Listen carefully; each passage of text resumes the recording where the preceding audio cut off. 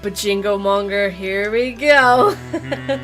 Anyway, it's good to see you. If you want to just sit back and enjoy the story, that's cool too. I suppose the professor is right. This is just my job, and although I feel terrible, I find a way to ignore the pangs of guilt. There you go. And inject Smokey with the medication. He squeals, but it's over quickly, and he can return to his cage.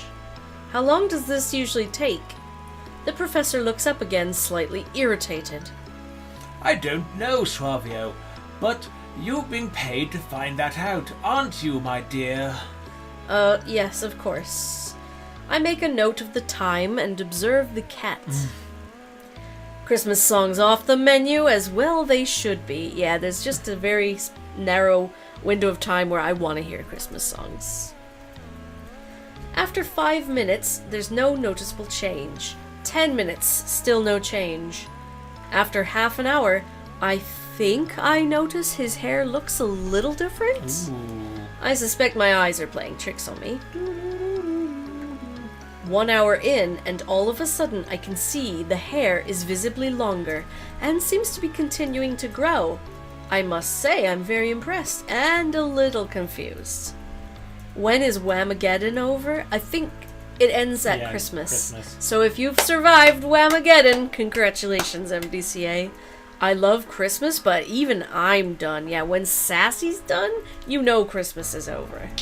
Christmas was over at about 4 p.m. on Boxing Day for Ruby. Yeah, I think that sounds about right. That sounds about right. I survived it! Woo! I decide to take a tea break. Smokey seems content to nap for a while. Can I get you a cup of tea, Professor? Oh no, I don't know how you could tolerate the foul stuff. They brew up in the mess tent. I have my thermos of coffee here, thank you. Fair enough, I'll be back in a bit. Something fishy is going on with the professor. Hype! I've only been gone for 10 minutes at the most, but as I enter with my mug of tea, I instantly notice the drama taking place in Smokey's cage. I find it hard to stifle a laugh. There was one Christmas show on TV that was playing Christmas songs, but they only played Mariah Carey and Ariana Grande. I was worried they'd play Last Christmas. Last Christmas. He knows more than he lets on. Oh yeah, absolutely. And by chapter 6, we'll get to the bottom of it. You never know if the like coffee chemical stuff does something for him. Exactly. That's why he doesn't drink the tea in the mess tent. Oh my goodness. Professor, have you seen this? The professor looks up, exasperated by another interruption, but then he notices the cage. Oh dear! Well, don't just sit there, Suavio. Get him out! I open the front of the cage and pull out the large hairball that Smokey has turned into. His fur tumbles over my arm as I cradle the bewildered cat.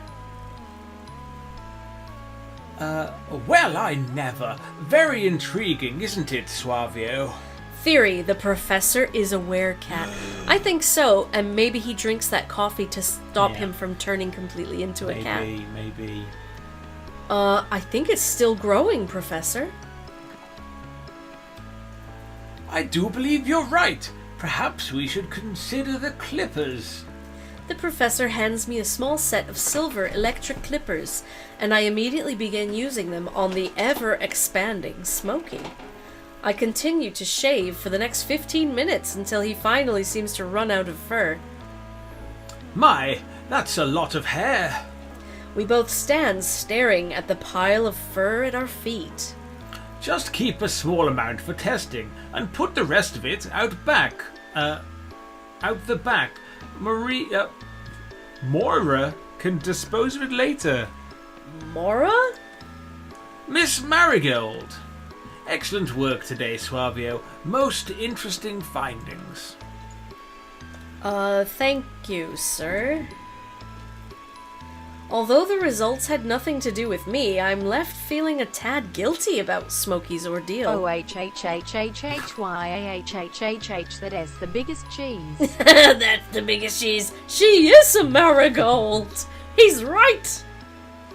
As I place him back in his cage, I check for any signs of trauma, and when satisfied he's okay, I awkwardly take my leave. Yikes. New research unlocked. We're gonna do that one. Crollo. I wouldn't, because you guys. One more research and then I can rest tomorrow. Wait, what? When you finish your research, you leave. Yeah. No! Okay, fine. Let's romance. Crollo, cheese is cleaner than that. God. Snooty booty.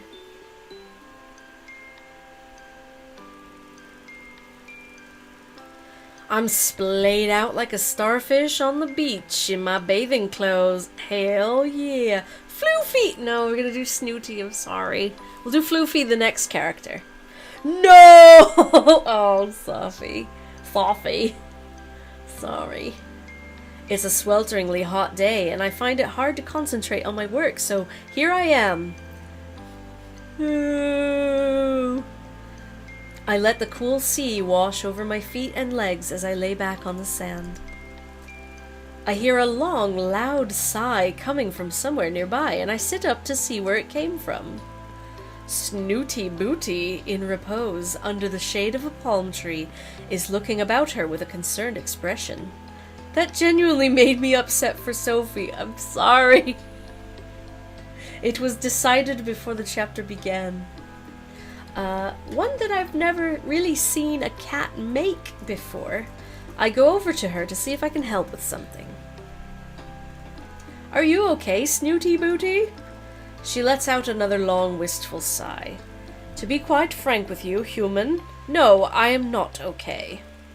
I cannot expose this delicate skin of mine to the sun, but there is something I need to retrieve from further down the beach. I like the Snape voice that Phil does for the floofy butt. I do try hard for the Snape voice, yes. It's quite the predicament. Oh, right, want me to fetch it for you? Oh, would you really be so kind, human? I would be very grateful. Sure, it's no problem. We can't have you putting that delicate skin of yours at risk, can we? She's basically a scrotum. She is a wrinkly ball sack. Snooty Booty looks grave, like a wrinkly ball sack.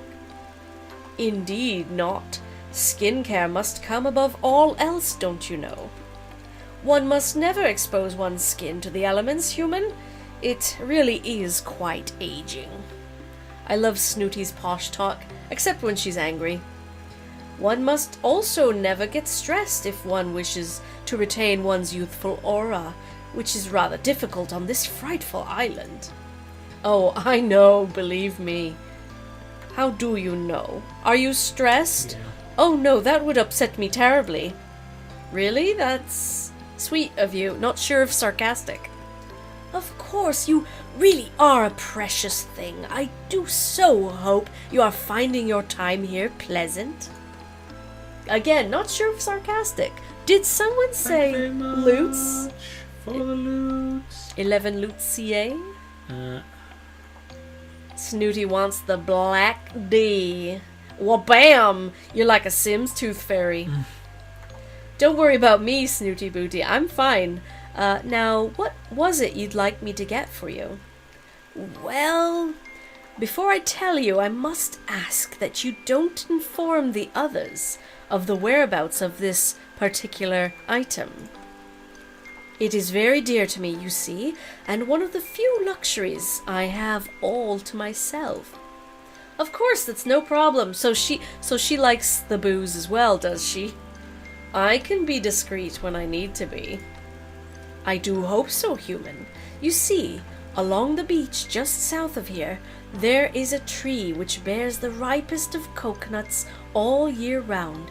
It is quite splendid. Quite. Indeed, quite. Lofty! Oh my, what did I walk into? Wrinkly Big ball cats. sack. Lofty, have you seen Perfect Date before? We've streamed it twice before today, and I can't remember if you've already seen it. But yeah, you're a human who dates cats.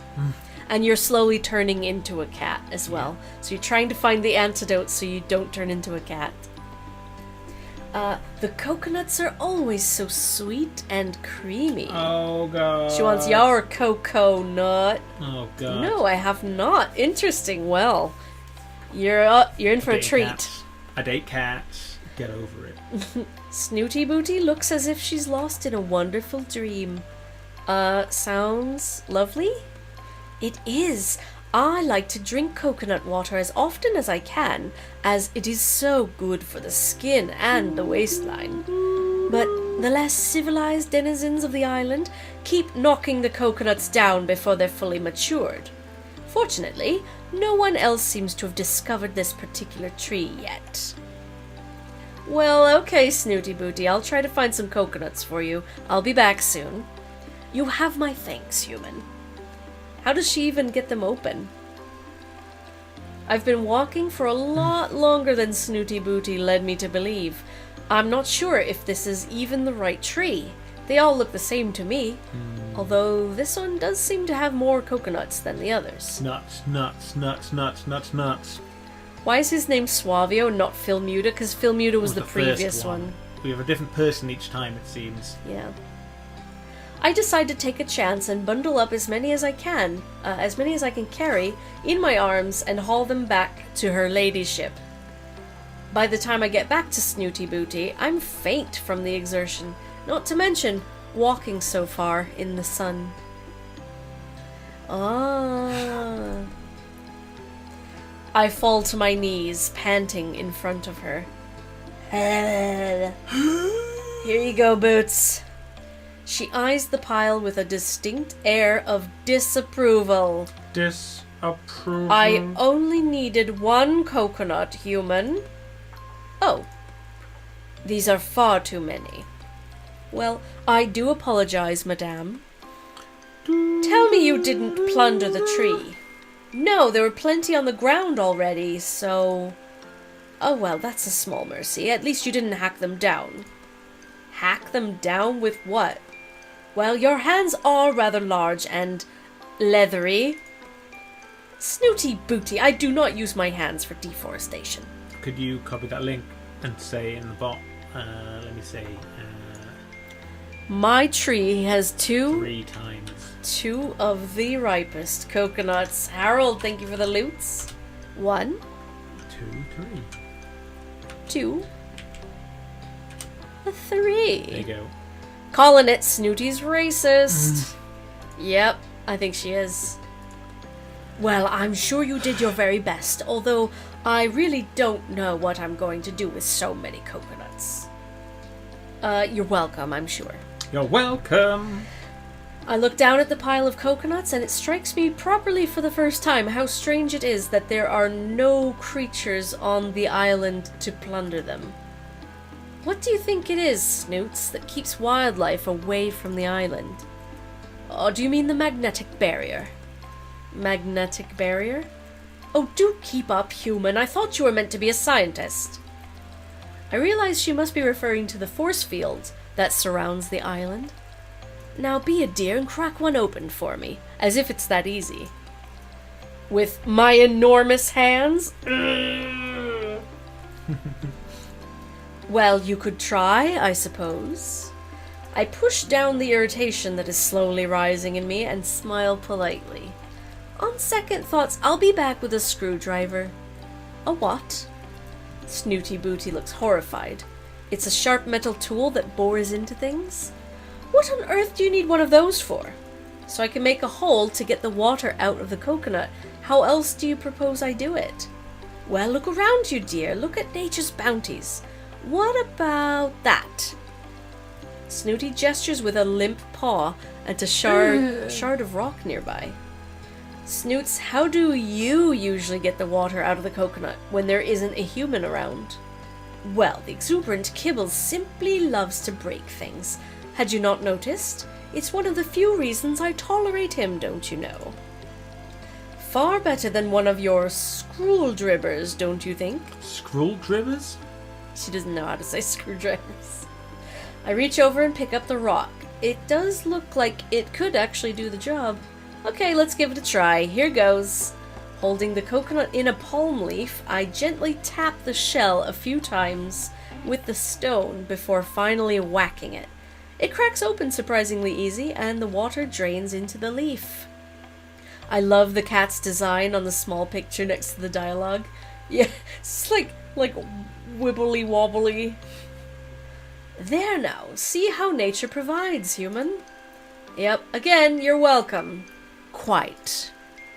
Snooty Booty stretches her neck so that it finally looks straight and not wrinkly.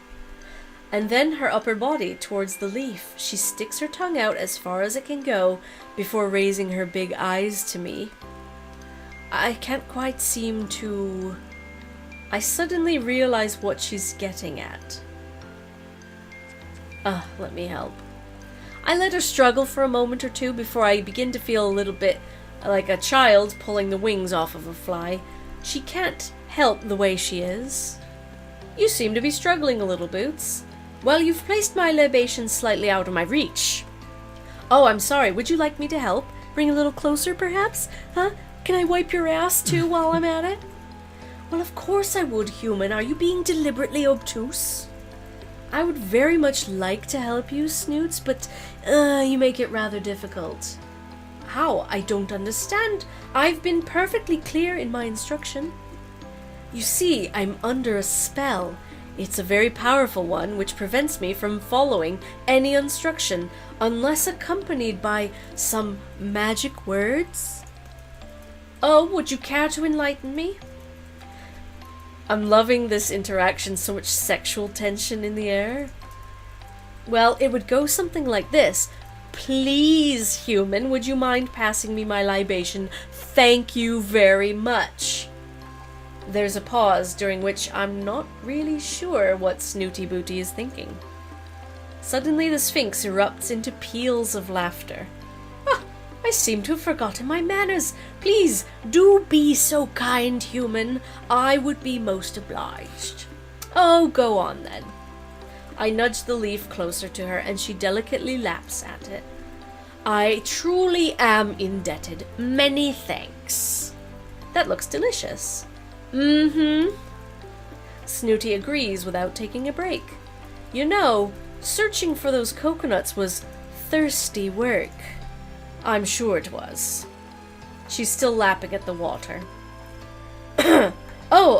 my my throat's a bit scratchy, especially in this heat. Snooty Booty finally comes up for air. Quite. That's the beauty of the coconut, you see. So hydrating, and most palatable too. You really ought to try it sometime.